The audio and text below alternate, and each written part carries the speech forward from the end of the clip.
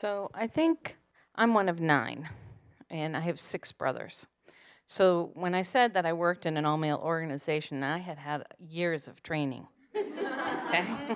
And, in a large family, you need to pick your battles. You need to figure out what's important to you. You got to have alliances to get things done. It's a lot like Survivor sometimes. And so I really do think that that was a big influence. But my parents were big on education. That was, they couldn't afford to send us. We had to work our way through, but they were big supporters of it. So I think it starts there. And then I had both sponsors and mentors. And that sponsorship, I will iterate that you heard it earlier. You need people, if you want to climb or you want the plum assignments, you need to know who in the organization is making those decisions. And you may not know right out of the gate, but you take informational interviews with people. And the people who are probably the best are the people who are like 1 or 2 levels from you. So if you're just starting, you don't need to talk to the CEO. You need to talk to 1 or 2 levels who remember what it was like to be in your shoes. And then still take the CEOs, and if they're willing, and like IBM, everybody at IBM will take an informational meeting with you. And I have found I do it a lot at MIT. For students come in with an idea, but other students, it's more coaching that they're really looking for of what they should do, or there's a job opportunity or something like that. So having mentors and that board of directors is so correct. When I when I was at Natisa, I was a vice president and I was a corporate officer. Everybody around me was being hired as an SVP, so a senior vice president. And why wasn't I getting it? And it's because my head was down building the business. I had from new products all the way through technical support. So you say, what does that leave? And it's not a lot. It was sales and marketing, pretty much. And so I just kept working. And so I didn't network. And so I found that these people are coming in with these reputations. So I went to an executive coach, and her name is Rita Allen, and she wrote a book on personal branding. It's a quick read, highly suggest it. And she said to me, you don't need to figure out how to have a seat at the table. You are at the table. You just need to act like you're at the table. And that was the big difference.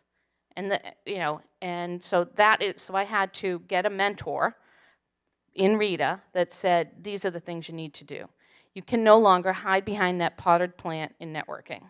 Okay, you need to get out there, you need to establish your network, you need to talk to groups, you need to do all these things. And after being in an engineering organization for so long, that's a hard thing to do. So for those of you who don't like going to social events, I heard Juliet earlier, it's hard, but you're gonna crash and burn sometimes. But the more you do, the better off you are. And we can probably attest to engineers at the Venture Cafe. Okay, they come in, they stand along the back of the wall, or, they're socially awkward, at first. But the more and more they go, the better off they are. And if you meet, Rita told me go in and meet everybody. Now remember, I'm mostly men with a blue tie. So I just went to everybody with a blue tie and introduced myself. And that just sort of got me over it. I don't know how I got in that rut, but I got in that rut. So if you're just starting out, you can get much better at it. I'm not sure if I'm messing up the order of things, but just a quick follow up on that. I want to take one thread that you mentioned of hiring a coach.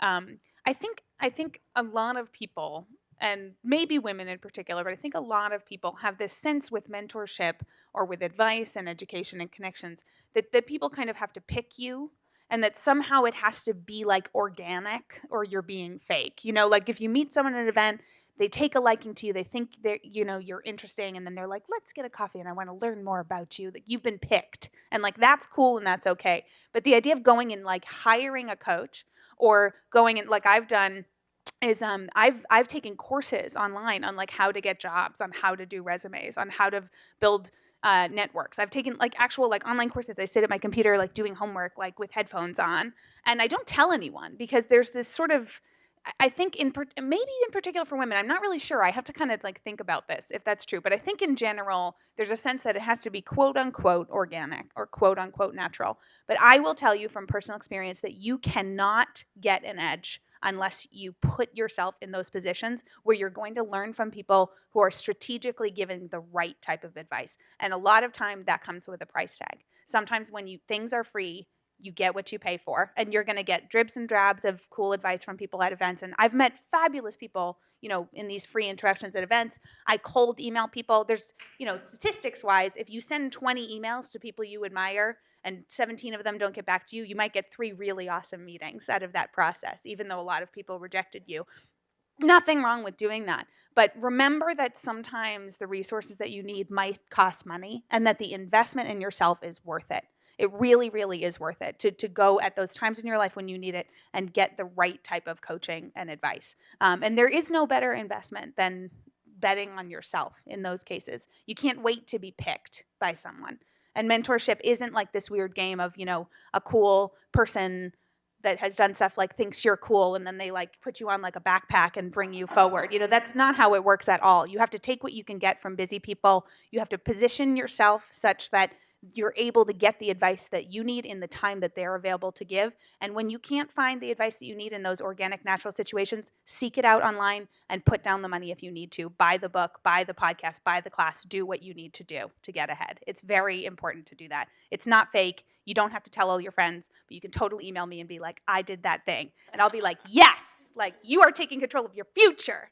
Yes. Yeah, you can't Google and just say what this CEO, these are the top 6 things, top 10 things. You've got to figure out what's important to you. And that was the one thing, as I mentioned Rita earlier. She said, what do you value? What makes you happy? What's important to you? And I hadn't done that work.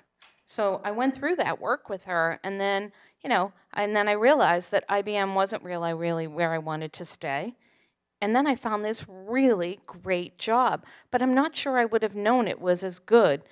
Bill called me on a Tuesday. I interviewed on a Thursday. He hired me on Friday. I started on Tuesday. Okay? Because he knew, and he said later, you had no clue what you wanted to do, but someone was going to grab you. And he said, I needed to grab you first. And he didn't tell me that for a little while. I wish he had told me that a little sooner, but because of that and his faith in that, that's how I'm an assistant managing director of the center now.